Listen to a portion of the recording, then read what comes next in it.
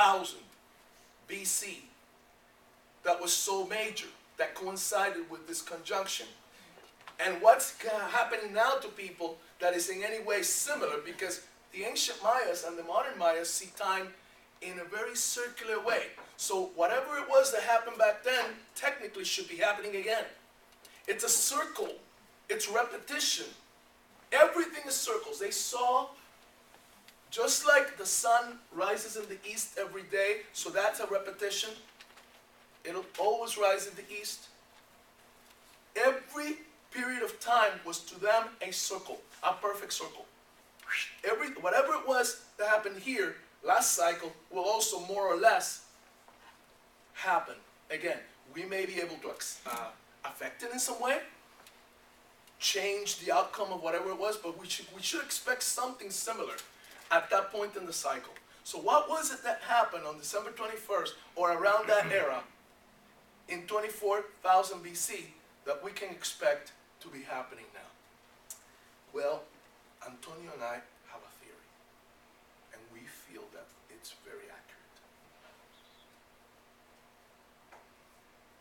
24,000 BC, from the point of view of an artist, I had to take art history back in college. Okay, 24,000 BC, humanity, human beings on this earth, were undergoing a very, very special moment in their history. We were already pretty old at that time. We had been around for millions of years. Okay, humans have a long history as humans, as these critters that walk on their hind legs and think a lot. Okay, so we have been around for a long time. Very successful species. We had spread all over the earth. Around 24,000 BC, we were everywhere except perhaps America, but we were close to getting into the Americas. Very close. So we had pretty much covered the earth with us.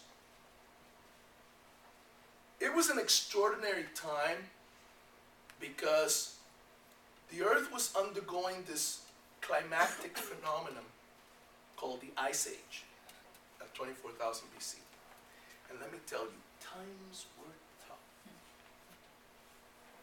Talk about Snowmageddon. Several thousand years of Snowmageddon. Okay? That's the Ice Age. And that's what these ancestors were living in. Their whole life had to be attuned to dealing with cold, extreme climate. Ground that was frozen hard for 9 months of the year. Animals that were really hard to hunt. I mean, this isn't deer hunting season, it's mammoth hunting season.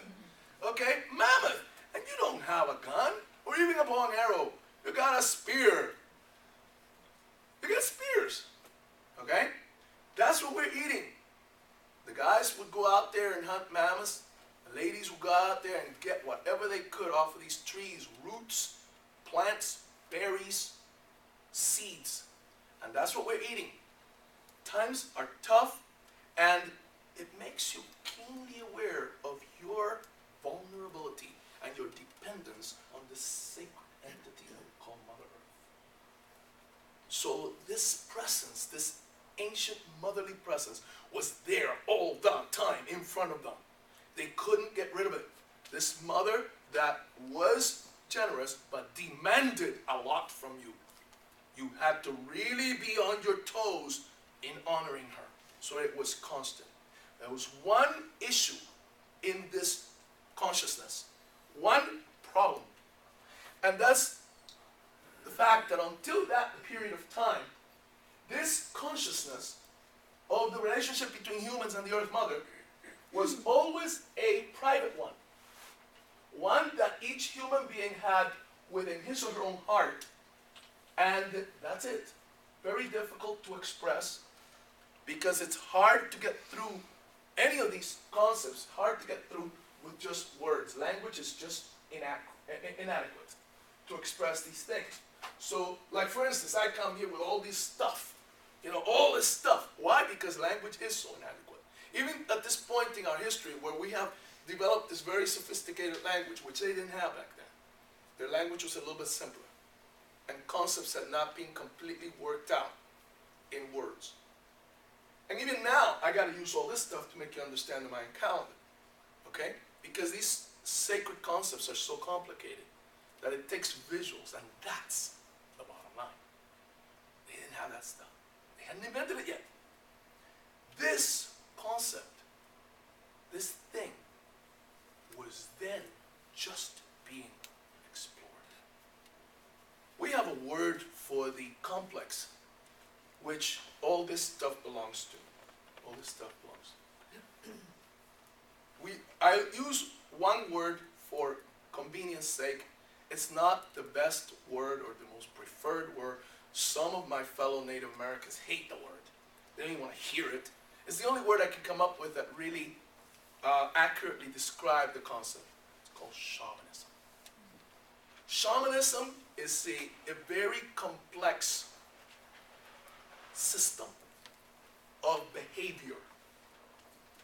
And this complex system of behavior was created so that all that stuff that was in here for so many thousands of years could now be out here. And it could be shared. And let me tell you, that made all the difference. Because we are social critters. We do everything in community. Everything. It's very difficult to live by yourself. And so we did everything in community except this. Except express spirituality. Except express philosophy. That we had to do inside ourselves because we had not learned how to do it in community yet. So everybody was going around with their own private awareness, but unable to fully express it with their fellow human beings. And then, during that moment in history, we found out how to do it. We invented this system called shamanism. And what is shamanism? Shamanism is a form of publication, really. It's a way of sharing. Publication, when you publish something, you put it out there so other people can see it. You put what's inside here out there. Well, that's what shamanism was. It was a way to get what was inside here out there. And there's a very specific way of doing it, and all the people of the world, including all the ancestors of all the people in here, have done it. Some of these people have forgotten it, but it's in their background. There are no people on this earth that at some point were not shamanic.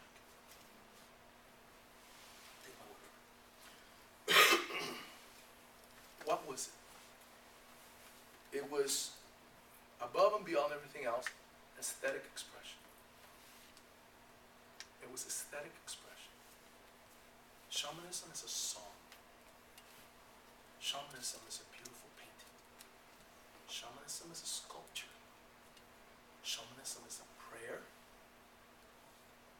with rhythm and meter, sometimes rhymed. Shamanism is a poem. Shamanism is a dance. Shamanism is a dramatic presentation.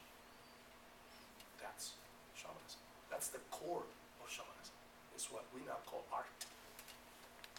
We have so disassociated art in this culture that we live in from its original home that many of us don't even realize what the origins of art was. But art was at one time the most effective expression of the inner heart, the soul, the philosophical core of human beings. That's what art is, and everybody was doing art. Yes, there were some people that had a little bit more of the, the stuff, okay? And they would do the leading. But everybody was doing art. Everybody was singing. Everybody was shaking a rattle or hitting a drum.